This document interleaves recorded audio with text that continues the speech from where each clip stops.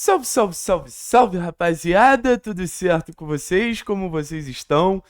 Espero que todos estejam bem. Seguinte, meu povo, já foi lá no site da Bplay se inscrever? O site tá aqui embaixo, o Instagram tá aqui embaixo. Vamos bombar a casa de apostas que é feita pra você, torcedor do Furacão, torcedor paranaense. Beleza? Me dá essa moral, me ajuda a bombar. Daqui a pouco eu vou divulgar meu link com vocês, aí vocês podem entrar lá, enfim. Mas já dá para ir se cadastrando, vale muito a pena. As melhores odds do mercado à sua disposição. Agora vamos falar de Atlético, porque acho que a gente está chegando num momento muito sensível da temporada, tá? Acho que a gente está chegando num momento muito vulnerável da temporada. Ah, Thiago, que momento é esse? Não é o principal momento da temporada, é muito importante destacar essa diferença. Mas é um momento que a gente tem uma série de decisões, decisão no campeonato estadual, decisão em Copa do Brasil, ou seja, mata-mata. Os únicos mata-mata que a gente vai ter na temporada, levando em consideração que o Campeonato Brasileiro da Série B, você não vai ter esse confronto eliminatório. E uma eliminação pode ter um preço muito alto. Ainda mais para um trabalho no início, ainda mais para um grupo que está sendo formado. Então, quando a gente fala de um Atlético que está começando a desenvolver um trabalho, a gente já precisa de respostas um pouco mais significativas. Que é, por exemplo, quem vai ser homem? Quem vai chamar a responsabilidade? Hoje, se o Atlético tiver uma decisão, no fundo tem, né? Sábado, por exemplo, o jogo apertou. Qual é o jogador do Atlético que vai chamar a responsabilidade? Porque, na teoria, quando isso acontece, muitos dos jogadores mais experientes vão ter o holofote neles, né? Por exemplo, o Juliano não vai pro jogo, mas se tivesse. O Juliano é um cara que quando aperta o torcedor espera alguma coisa. O Allan Kardec também não vai estar à disposição. O Alan é um cara que quando aperta o torcedor espera alguma coisa. O Patrick. O próprio Luiz Fernando, Velasco. Mas a minha expectativa é um pouco diferente. Eu acho que a gente tem 3 jogadores que são muito acima da média. Nesse cenário de o Atlético precisou. Eles podem fazer algo diferente. Eles podem desequilibrar. Óbvio que dentro de um contexto de futebol brasileiro não são os jogadores mais desequilibrantes. Mas dentro do contexto atlético acho difícil a gente enfrentar, por enquanto, jogadores mais desequilibrantes que eles. Aí vamos dar uma pensada, vamos dar uma refletida aqui. O número 1, o Bruno Zapelli. O Bruno Zapelli, ele começa a temporada como ele terminou a última, sendo um dos jogadores mais criativos do futebol brasileiro. Apenas 3 jogadores entre os principais clubes do futebol brasileiro criam mais situações de gol do que Bruno Zapelli. John Arias, Neymar Júnior e Alan Patrick. Mas ninguém cria mais chances de gol que o Bruno Zapelli que esses jogadores. Então acho que é um insight muito claro de como é uma referência técnica desse time. De como é um jogador que quando a bola passa por ele, situações de gol acontecem. Acho que nesse desafio até que o próprio Barbieri falou, do Atlético voltar a criar um grande número de chances como foi nos principais jogos da temporada, também passa pela individualidade do Zapelli. Eu acho que é um erro muito grande quando a gente fala, puta, o Atlético não tem coletivo. O Atlético depende da individualidade do Zapelli. A individualidade do Zapelli é exatamente para potencializar coletivo. A individualidade do Zapelli é exatamente para gerar mais conexões, para gerar esse jogo mais associativo. Então, acho que no momento de decisão, tanto num passe, tanto numa enfiada de bola, tanto numa jogada individual, conectando outros jogadores, o Bruno Zapelli é sim uma peça desequilibrante. A outra é o Luiz Fernando.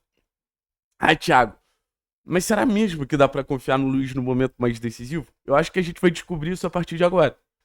Mas se você for botar na ponta do lápis, pra mim dá. Se você for botar na ponta do lápis, pra mim dá. Contra o Azures, primeiro jogo eliminatório da temporada, foi bem. Acho que talvez tenha sido o nosso jogador mais perigoso.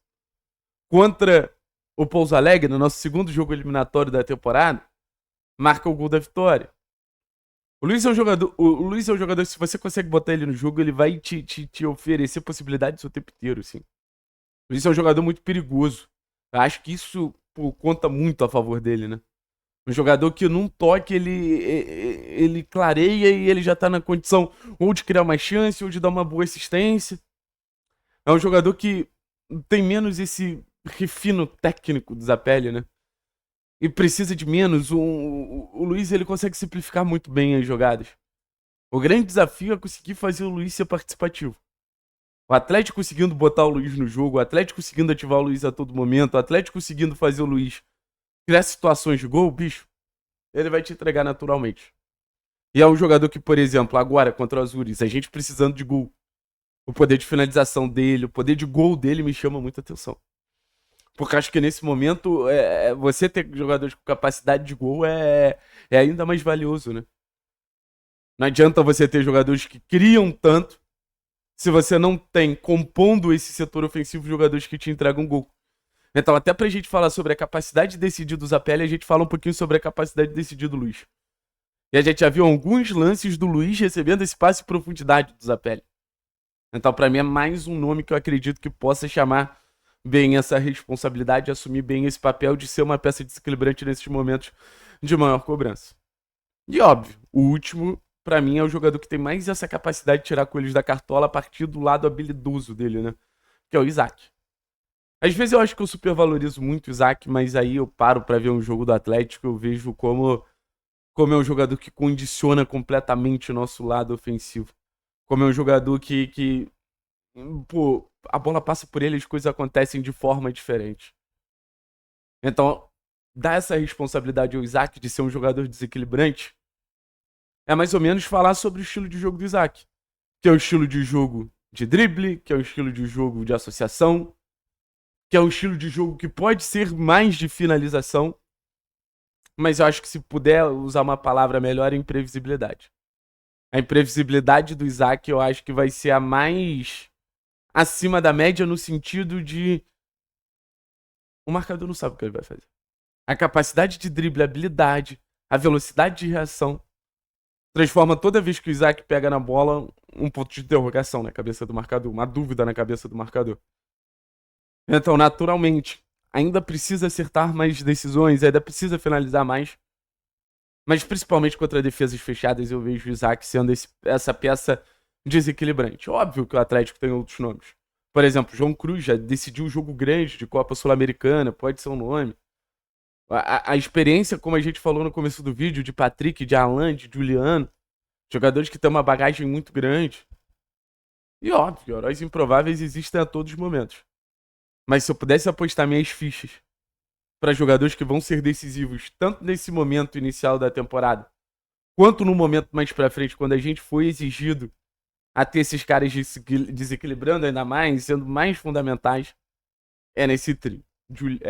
Luiz Fernando, o Bruno Zapelli e o Isaac. Beleza, rapaziada? Tamo junto. É nóis. Forte abraço. Tchau, tchau.